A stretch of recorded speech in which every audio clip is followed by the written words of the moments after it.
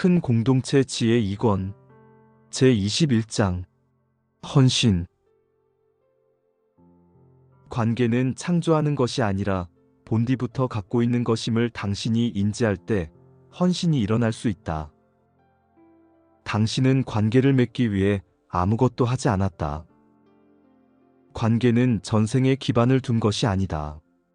관계는 당신이 이 세상에 들어오기 전에 형성된 인지에 기반을 두며 이제 다른 사람과의 인지를 통해 회복되었다. 이 인지는 사랑의 표현과 동반자 관계의 표현인 헌신을 불러일으킨다. 그리고 지금 함께하는 당신 목적의 표현인 진정한 헌신을 불러일으킨다. 당신은 어쩌면 의무 없이 어떻게 헌신이 있을 수 있는가? 개인적으로 손해보는 일 없이 어떻게 헌신이 있을 수 있는가? 라고 물을지도 모른다. 이 질문들에 대한 답은 매우 기본적이지만 분명하지도 않고 쉽게 알아차릴 수도 없다. 당신들은 손해보는 일 없이 헌신한다. 왜냐하면 당신들이 함께 삶에 헌신하기 때문이다. 이 삶은 삶에 대한 당신의 관념이 아니며 삶 그 자체이다. 삶은 공통의 경험이다. 당신은 자신이 좋아하는 사람이라고 해서 아무하고나 함께 이 공통의 경험을 할 수는 없다. 이 경험은 당신의 특정 성장 단계에서 특정인들과 함께할 때만 일어날 수 있다. 다른 사람들의 진가를 알아보는 것은 가치 있는 일이지만 헌신은 훨씬 더 큰 참여를 의미한다. 헌신은 개인들 사이에 있는 관계의 정점이며 다른 사람과의 관계에서 표현할 수 있는 최상의 것이다. 헌신은 큰 가능성을 담고 있지만 헌신을 경험하지 못한 사람들은 헌신을 두려워한다. 헌신은 당신의 야심과 욕망을 충족하기 위해 다른 사람을 이용하려는 것으로는 생기지 않는다. 헌신은 당신의 참 자아에서 나온 자연스러운 발로이다. 헌신은 성공이나 실패를 염두에 두지 않는다. 언젠가는 헌신을 발견해야 한다. 자녀 양육에는 헌신이 내재하여 있지만 헌신에는 심지어 이것보다 더 큰 역할이 있다. 왜냐하면 당신은 자식과 본질적으로 관련이 없을 수도 있기 때문이다. 그것이 부모와 자녀가 싸우는 한 가지 이유이다. 본질적인 관계는 이 세상 너머에서 이루어진다. 본질적 관계는 오직 알아볼 수만 있고 일단 알아보면 이 관계의 목적에 당신이 헌신함으로써 본질적 관계를 떠받친다. 우리는 헌신을 바른 상태로 가져가야 한다. 그러지 않으면 당신은 우리의 뜻을 이해하지 못할 것이다. 헌신은 당신이 하려고 해서 할 수 있는 것이 아니라 당신을 움직이게 하는 어떤 것이다. 헌신은 당신이 애써 쌓으려는 미덕이 아니라 당신을 움직이게 하는 어떤 것이다. 삶은 관념이 아니라 당신을 움직이게 한다. 삶은 당신 삶 속에 있는 힘이다. 어떤 것이 당신을 움직이고 있다. 당신은 이것이 무엇인지 모른다. 이것에는 엄청난 힘이 있으므로 당신은 아마도 이것을 두려워하겠지만 이것은 당신에게 매우 자연스럽다. 이것은 당신의 중심부에서 나오지만 지금 당신을 움직이고 있다. 이것이 당신 삶에서 표현되는 암이다. 삶은 때가 되면 당신을 움직이게 하여 다른 사람에게 헌신하게 할 것이다. 그러면 당신은 헌신을 쉽게 인지할 것이다. 당신이 헌신하는 것이 아니다. 당신이 어떻게 헌신할 수 있겠는가? 당신은 사실상 일시적인 합의만 할 수 있다. 진정한 헌신은 당신 내면에서 나온다. 당신은 자신이 헌신해야 하는 것은 그리해야 함으로 한다는 것을 알게 된다. 가까운 미래에 당신이 얻는 것의 관점에서 보면 헌신은 이치에 맞지 않다. 어쩌면 해결하기보다는 더 많은 문제를 일으킬지도 모른다. 어쩌면 일시적으로 엄청나게 불편할지도 모른다. 하지만 헌신은 당신 내면에서 나오며 당신을 움직이고 있다.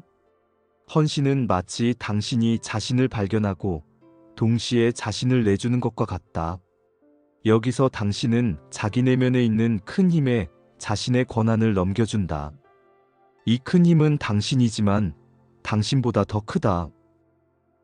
당신인 것과 당신보다 더 큰 것 사이에 모순처럼 보이는 이것을 분명하게 이해해야 한다. 당신의 높은 자아는 큰 개인이 아니라고 나는 말했다. 높은 자아는 시간과 공간에서 돌아가는 삶의 조직, 모체가 되는 것의 일부이며 우리가 영적 가족이라고 부르는 특정 집단과 연결되어 있다. 높은 자아는 큰 개인이 아니며 초자아가 아니다. 높은 자아는 본질적으로 당신이지만 삶과 본질적인 관계에 있는 당신이다.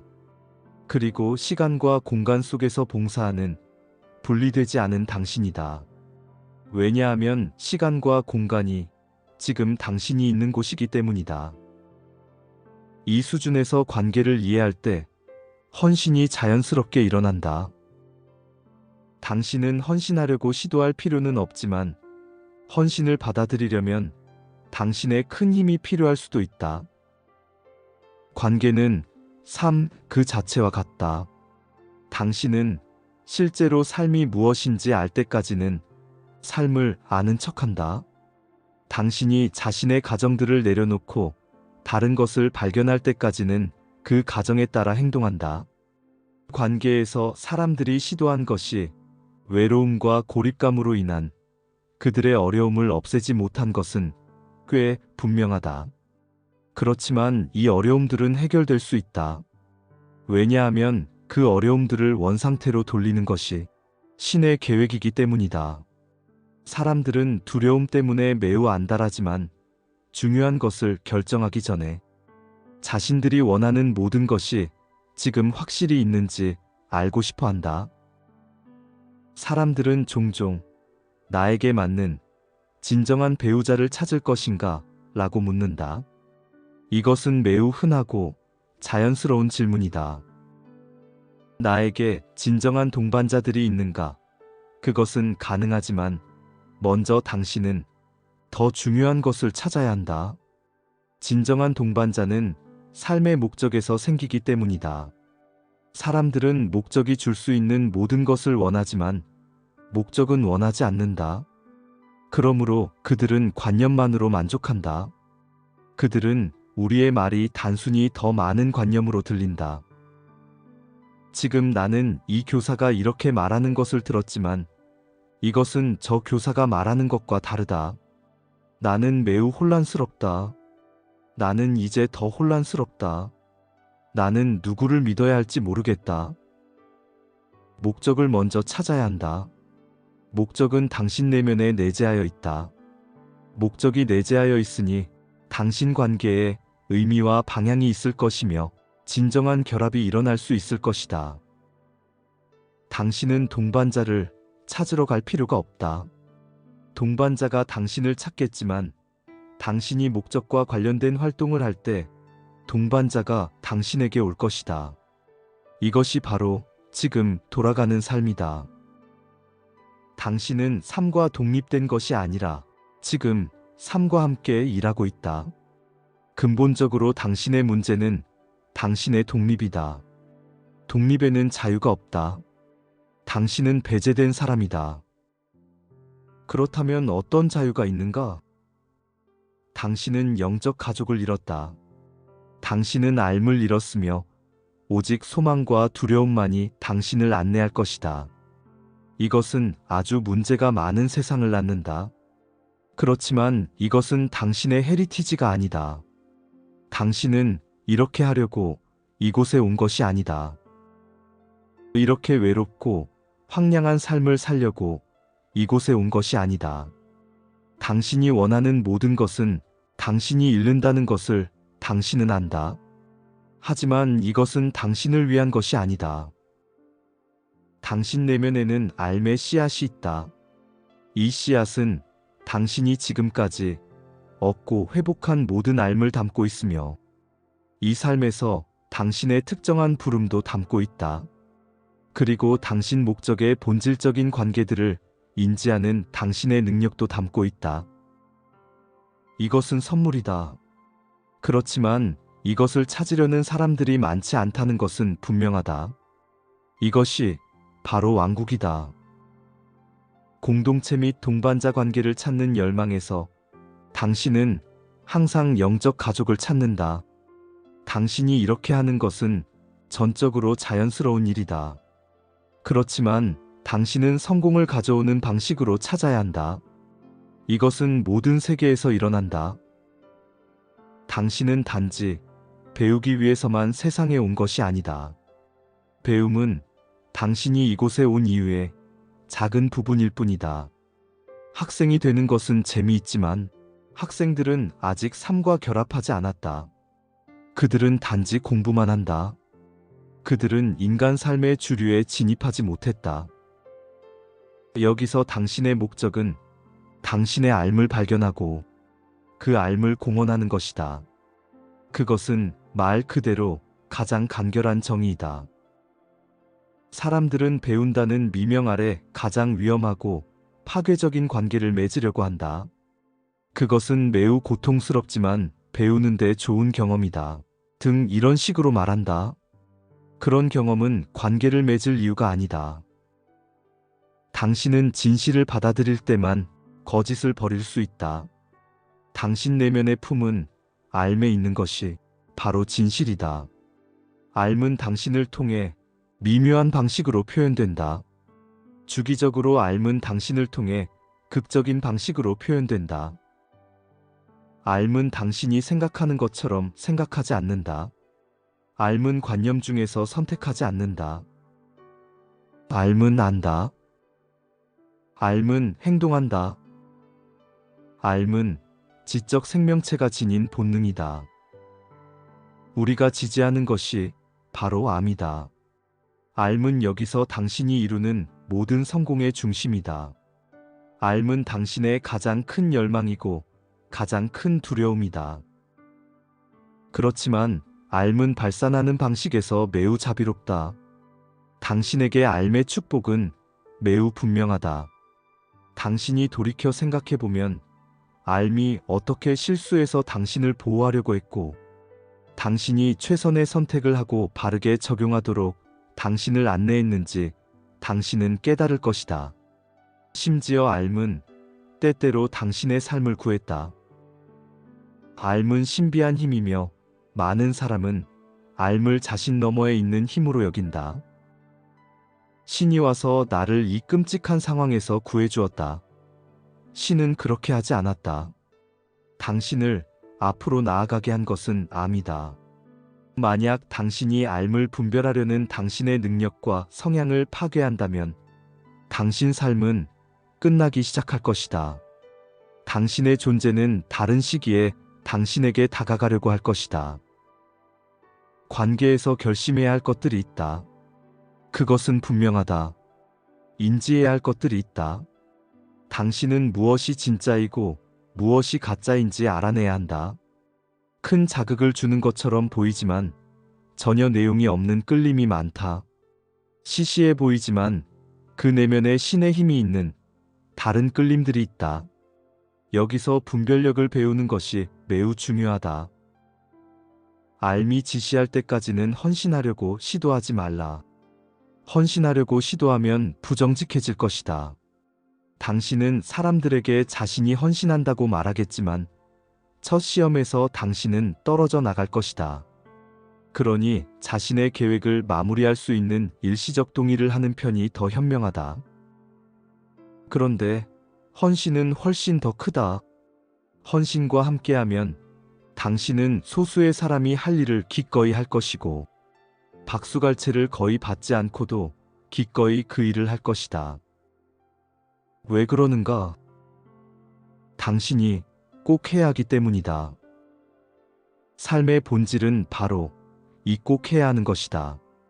사람들은 자유를 아주 매우 탐하지만 자유는 그들에게 알 분별하는 기회 말고는 아무것도 주지 않았다. 우리가 개개인의 내면에 있는 알을 말할 때 우리는 이 본질적인 추진력을 말한다. 알은 강박적이지 않으며 두려움에 기반을 두지 않는다. 알은 깊고 일관성이 있으며 의논하지 않는다. 암과 함께하면 당신은 살아있게 된다. 이때 삶이 당신 내면에서 활발하다. 여기에서 헌신이 나온다. 당신이 헌신하는 것은 헌신하는 것이 좋아서도, 당신이 더 영적으로 보여서도, 당신이 헌신하지 않으면 원하는 것을 얻지 못해서도 아니다. 당신은 다른 사람들을 당신과 함께 계속 행복하게 하려고 헌신하는 것이 아니며 어떤 종류의 자기만족을 위해서 헌신하는 것도 아니다. 당신은 꼭 해야 함으로 헌신한다. 그것이 전부이다. 이제 설명은 부차적이다. 헌신은 전적으로 자연스럽다. 헌신하지 않는 것이 부자연스러울 것이다. 바로 여기서 인지가 실제로 시작된다. 내가 말한 것처럼 당신이 이런 경험을 할 때까지 경솔하게 헌신하지 말라. 학생이 되라. 헌신적일 때 사람들은 어떤 일에 자신의 삶을 내준다. 그렇게 하는 것은 희생이 아니다. 그렇게 하지 않는 것이 더 큰 희생일 것이다. 그러므로 이 헌신의 특성은 매우 독특하다. 당신은 헌신이 표현되는 것을 자주 보지 못할 것이다. 헌신이 있는 곳에는 관찰자들 사이에 큰 불안감이 있을 것이고 큰 영감도 있을 것이다. 당신이 이 세상 너머에 있는 다음 단계를 밟을 수 있으려면 헌신은 필수이다. 그때 당신은 영적 가족과 함께 할 것이고 당신의 헌신은 당신이 다음 일을 계속할 수 있게 해줄 것이다. 이 세상은 당신이 궁극적인 현실에 합류하는 곳이 아니라 당신이 다음 단계를 준비하는 곳이다. 그래서 우리는 당신이 영적 성장에서 높은 경지에 도달하려고 시도하는 것을 지지하지 않는다. 당신은 이것이 무엇인지 모른다. 당신은 한쪽으로 치워야 하는 것을 완벽하게 하려고 노력하고 있다. 이 세계에서 끝마칠 수 있는 사람들은 매우 단순한 삶을 산다. 그들은 내면이 단순하다. 그들의 삶이 다른 사람들에게는 대담하고 용감하게 보일지도 모르지만 자비로운 단순함이 있다. 그들은 이제 세상에 봉사할 수 있다. 왜냐하면 세상에서 어떤 것도 가져갈 필요가 없기 때문이다. 그들은 봉사하려는 자신의 열망과 봉사하여 얻은 자양분으로 이 세상에 봉사하는 교사들과 연결할 수 있게 된다. 그들은 알을 받아들일 수 있는 위치에 있으며 이 세상에 봉사하는 이들을 감독하는 불가시 존재들의 은혜를 받을 수 있는 위치에 있다. 삶은 당신이 완벽하기를 요구하지 않는다. 완벽한 성격도 완벽한 몸도 없다. 이것들은 일시적이다. 삶은 이런 완벽을 요구하지 않는다. 그러므로 자신에게 이런 완벽을 요구하지 말라. 그것은 매우 몰인정한 일일 것이다. 당신에게 완벽을 요구하는 것이 아니다. 물론 당신은 개인적으로 자신의 행동과 습관을 조정해야겠지만 당신에게서 발산되기 시작하는 진정한 능력을 수용하기 위해서만 조정해야 할 것이다. 그래서 개인적 변화는 자부심을 위한 것이 아니라 유용함을 위한 것이다. 당신은 단지 알을 더 깊이 경험하고 알에 맞는 표현을 찾기 위해서만 자기 삶에서 변해야 한다. 변화는 그처럼 간단하다.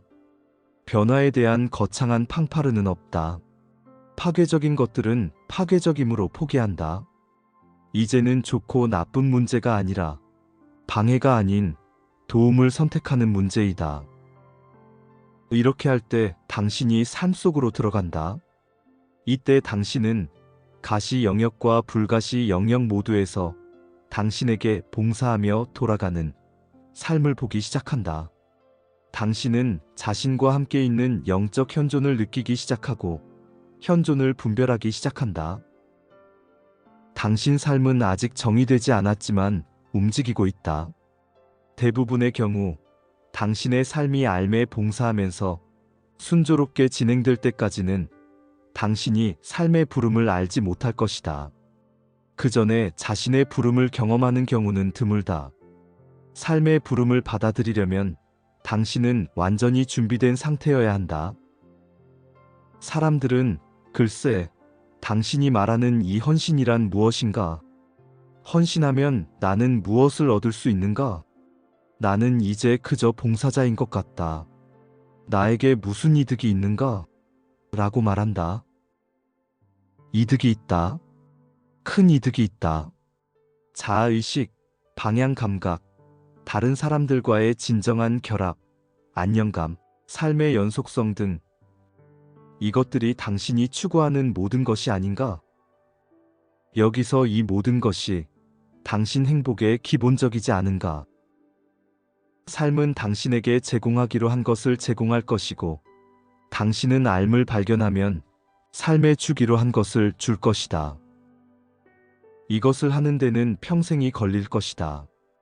빠르고 쉬운 길은 없지만 시간을 절약하는 직접적인 방법들은 있다. 그러므로 헌신은 당신이 받고 싶은 것이다. 왜냐하면 헌신은 삶과 당신의 본질적인 관계를 말하고, 이 관계가 분리의 관념을 완전히 끝내기 때문이다. 삶은 세상에서 가장 신비하면서도 가장 자연스러운 것이다. 세상은 삶의 무지함으로 삶을 입증하지 못한다.